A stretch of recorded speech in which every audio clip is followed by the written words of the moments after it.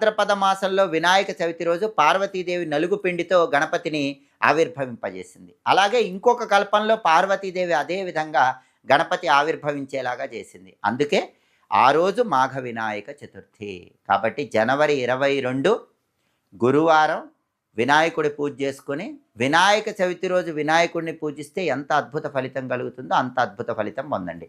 పూజ ఎలా చేయాలంటే, మీ ఇంట్లో గణపతి విగ్రహము లేదా ఫోటో ఉంటే దానికి గంధం బొట్లు, కుంకుమ బొట్లు అలంకరణ చేసి, గణపతి విగ్రహం లేదా ఫోటో దగ్గర ప్రమిదలో కొబ్బరి నూనె పోసి 5 ఒత్తులు వేసి దీపాన్ని వెలిగించాలి. గణపతికి కొబ్బరి నూనె దీపం ఇష్టం, 5 ఒత్తుల దీపం ఇష్టం.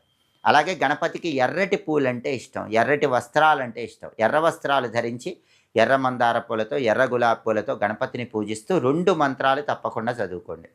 మొదటి మంత్రం గం క్షిప్రప్రసాదనాయ నమః, రెండో మంత్రం వక్రతుండాయ హుం. ఈ 2 మంత్రాలు ఒక్కొక్క మంత్రం